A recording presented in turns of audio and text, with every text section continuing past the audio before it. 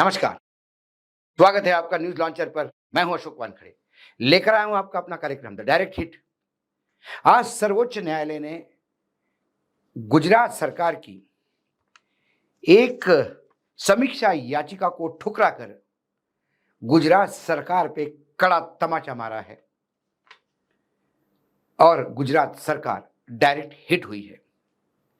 वैसे तो गुजरात सरकार डायरेक्ट हिट तभी हुई थी जब गुजरात सरकार के खिलाफ 8 जनवरी 2024 को जो सर्वोच्च न्यायालय ने आदेश दिया और वो आदेश बिल्किस बानो केस में था। अब मैं थोड़ा आपको बिल्किस बानो केस की तरफ ले जाता हूं। मार्च 3, 2002 की बात है।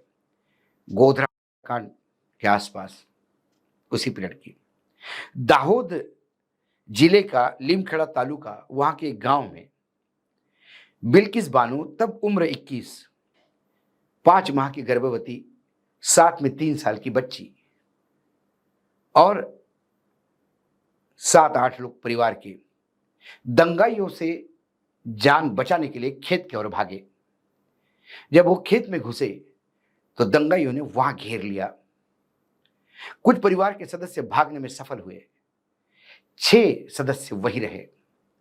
दंगाइयों ने 6 की हत्या की तलवारों से।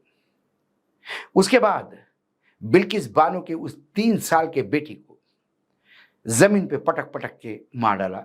7 हत्याएं हुई और फिर 5 माह की बिल्किस बानो पे बारी बारी से सामूहिक रूप से उसके साथ व्यभिचार किया, उसकी इज्जत लूटी। ये केस बाकायदा कोर्ट गया, महाराष्ट्र के कोर्ट में शिफ्ट हुआ। वहां 11 दोषियों को सजा सुनाई गई, आजीवन कारावास की। कहीं ना कहीं बिल्किस बानो को लगा कि उसके साथ न्याय हुआ, लेकिन बिल्किस बानो का एक धर्म विशेष होना शायद उसके लिए मुसीबत बना। जब बिल्किस बानो के तमाम आरोपियों को 11 लोगों को सजा हुई 2008 में, 2002 में उसके साथ व्यभिचार हुआ, 2008 में 11 लोगों को सजा सुनाई गई। जो सजा भोग रहे थे लोग गुजरात की जेल में, वो कभी पैरोल पे आते थे, फिर बाहर जाते थे, पैरोल पे आते थे, बाहर जाते थे। लेकिन फिर अगस्त 15, 2022 में करीब करीब सजा पाने के 14 साल बाद उनके अच्छे चाल चलन को लेकर गुजरात सरकार ने उनको जेल से छोड़ दिया। जब उनको 15 अगस्त 2022 को जेल से छोड़ दिया 11 लोगों को, तो उनका ढोल ढमाके के साथ स्वागत किया गया, उनका हार पहनाया गया और उनमें भाजपा समर्थित लोग बहुत सारे थे। ये मानवता पे इससे बढ़िया काली कोई नहीं पोत सकता। एक असहाय 5 माह की गर्भवती, उसकी मानसिक स्थिति देखिए बिल्किस बानो की। 5 माह की गर्भवती अपने सामने अपने बेटी को हत्या होते हुए और अपने अपने जनों को हत्या होते हुए उसने देखा। उसके बाद इन 11 नराधमों ने उसकी इज्जत लूटी और उसके बाद जब बाहर आते हैं तो मानो बड़े शहादत करके आए हैं। यह स्वागत करने वाला समाज कितना घिनौना हो सकता है। जब ये फोटो छपे, अखबार छपी, तो सर्वोच्च न्यायालय में बिल्किस बानो फिर चली गई और सर्वोच्च न्यायालय ने फिर बुरी तरह से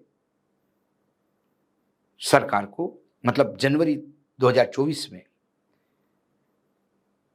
छूटने के 2 साल के अंदर सर्वोच्च न्यायालय ने लताड़ते हुए गुजरात सरकार को और ये कहा कि इनको सजा महाराष्ट्र की कोर्ट ने दी है, महाराष्ट्र की सरकार ही इस पर निर्णय ले सकती है, टेक्निकली आप गलत हो,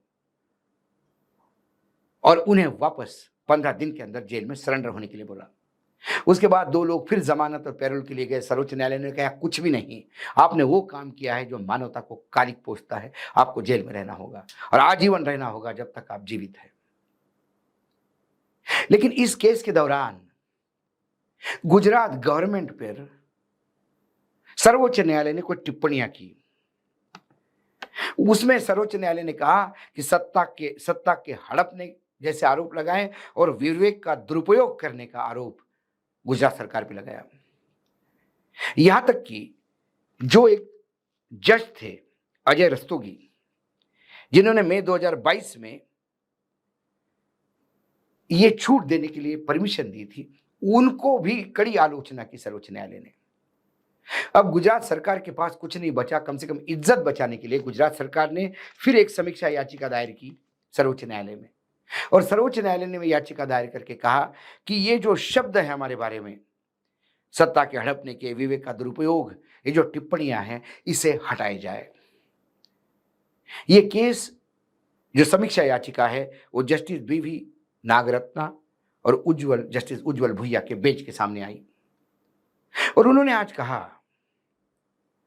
कि जो आदेश आपके बारे में हुआ और जो आप कहते हैं कि आपकी ये टिप्पणियां गलत है, पूरे कागज देखने के बाद और पूरा केस देखने के बाद, पूरा निर्णय पढ़ने के बाद हम इस निर्णय पे पहुंचे हैं कि आपकी ये समीक्षा याचिका हम रद्द करते हैं, बेदखल करते हैं। हम इसको कोई मतलब ही नहीं है, क्योंकि आप पे की हुई टिप्पणियां जो कागज और बाकी रिकॉर्ड्स दिखाते हैं वो सही है।